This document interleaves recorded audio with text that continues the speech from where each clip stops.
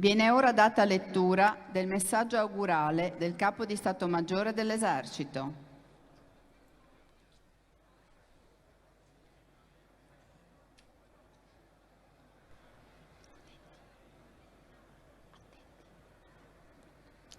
In occasione del 28° raduno nazionale rivolgo il mio deferente pensiero alla bandiera di guerra dell'8° Reggimento Genio Guastatori della Brigata Paracadutisti Folgore e all'Abaro dell'Associazione Nazionale Paracadutisti d'Italia. Porgo altresì il caloroso saluto dell'Esercito Italiano a tutti i Baschi Amaranto in servizio e in congedo.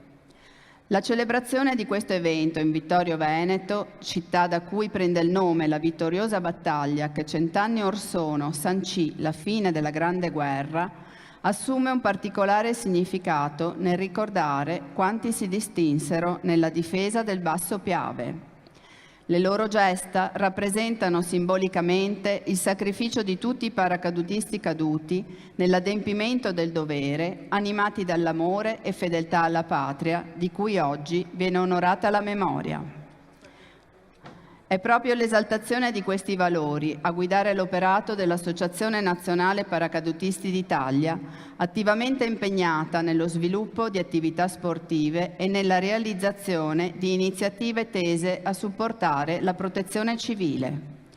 I vostri incontri, che riscuotono una grandissima partecipazione, testimoniano l'inscindibile legame che unisce quanti hanno prestato servizio nella Brigata Folgore e si confermano momenti unici nel rievocare, come viene anche sancito dallo Statuto, le glorie del paracadutismo militare.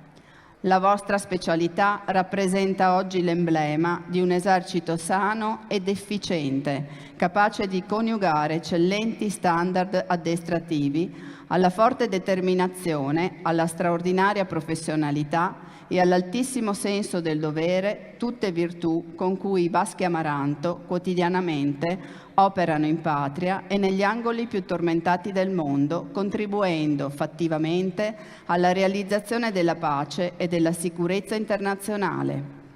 È con questi sentimenti di altissima stima e indubbia soddisfazione che vi porgo i miei più sentiti auguri, rinnovando il saluto di tutto l'esercito italiano, conscio che, come recita la preghiera del paracadutista, orgogliosi del passato sarete sempre degni del vostro immancabile avvenire. Viva i paracadutisti, viva l'esercito, viva l'Italia. Generale di Corpo d'Armata Salvatore Farina.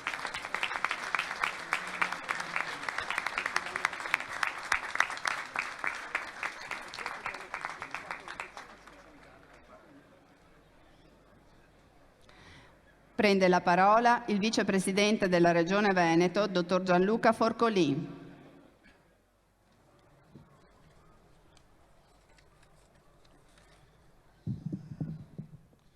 Buongiorno a tutti, porto innanzitutto i saluti del presidente Luca Zaia e dei colleghi di Giunta e di Consiglio che sono qui numerosi in questo palco per rendere onore in questa grande giornata, in questo grande raduno di paracadutisti.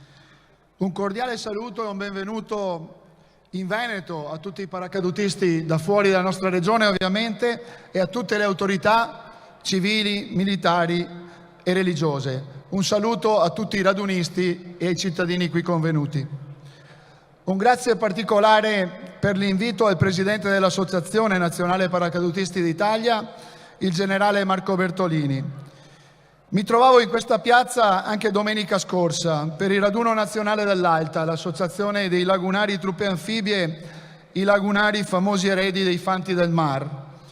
Proprio in questa piazza e questa città, la città della Vittoria, hanno quindi un valore importante per tutti noi, un valore che tramandato ai nostri ragazzi e alle nostre generazioni deve riconoscere il giusto rispetto e l'onore che va tributato a quanti hanno dato la loro vita per un ideale di patria, di libertà, di democrazia e di pace. Nel centenario della Grande Guerra molte sono le iniziative messe in piedi. Permettetemi per questo un sincero ringraziamento a tutte le associazioni combattentistiche d'Arma che in questo lustro hanno con modalità diverse lavorato sui nostri territori per onorare i caduti, celebrarne le gesta, ma anche e soprattutto educare i nostri giovani al valore della pace. Ogni nostro comune in Veneto ha decine di cippi, monumenti, targhe che testimoniano il nostro passato fatto di morte, di sofferenza e fame, ma anche di eroismo. Grazie a queste associazioni la memoria è rimasta accesa e riconoscente in tutti noi.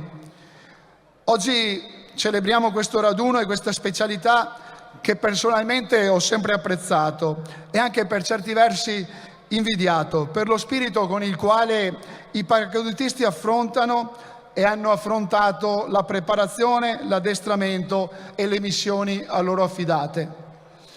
Pur essendo un reparto piuttosto giovane, il primo lancio di guerra in effetti fu effettuato dal Alessandro Tandura, ufficiale degli Arditi, il 4 agosto appunto del 1918, 100 anni fa, proprio in questa città.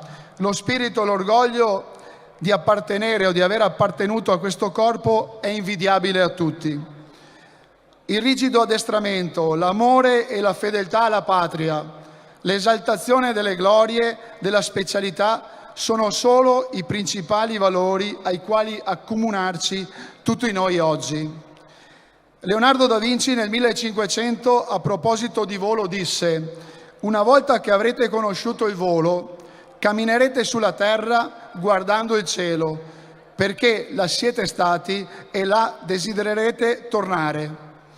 Un grazie infine ai paracadutisti oggi impegnati in missioni internazionali e all'Associazione Paracadutisti d'Italia, sempre vicina nel portare aiuti e solidarietà ai nostri fratelli in occasione di bisogno. Come folgore dal cielo, come nembo di tempesta, viva i paracadutisti, viva Vittorio Veneto, viva l'Italia!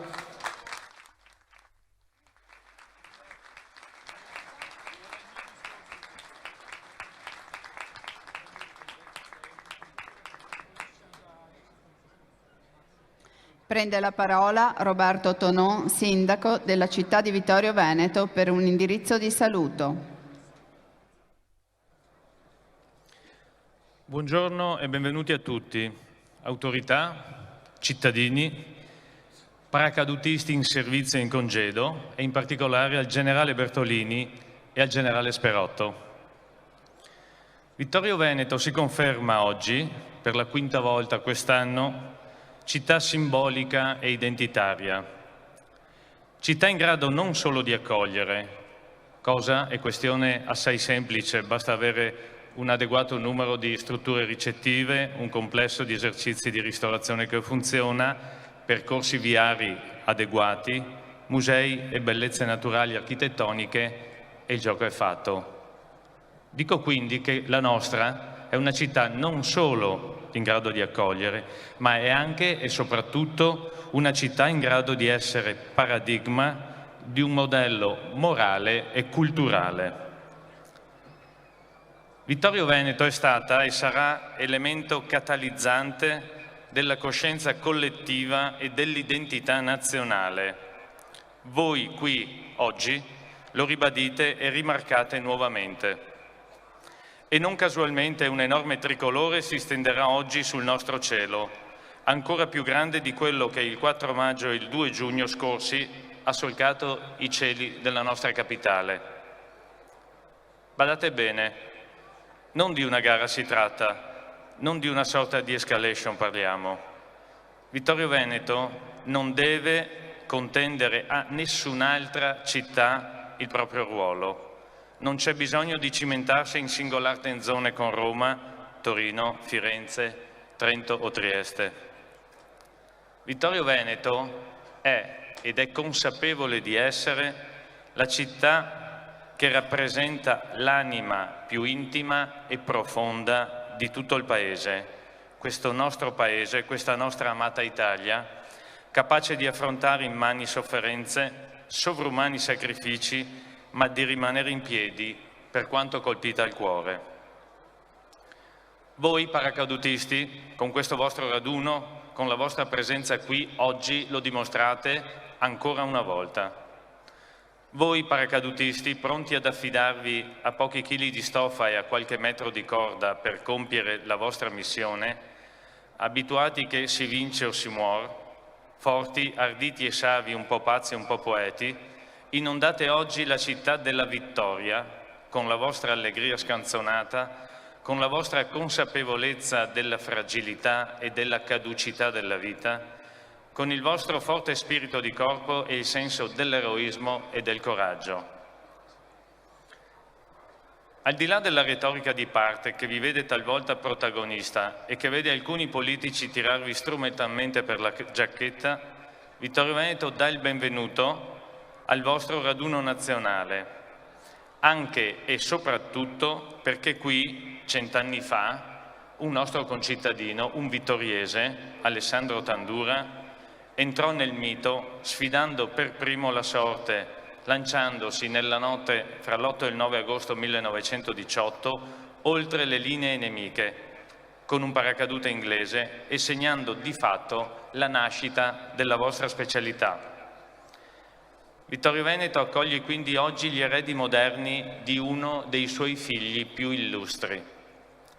Grazie per quello che fate ogni giorno in Italia e nel mondo, per garantire la pace, come nella recentissima missione Leonte 23 in Libano, e soccorrere le popolazioni colpite da disastri naturali, come l'impegno nelle zone terremotate del centro Italia, premiato con la consegna della medaglia d'argento al valore dell'esercito alla bandiera dell'8° Reggimento Genio Guastatori Paracadutisti.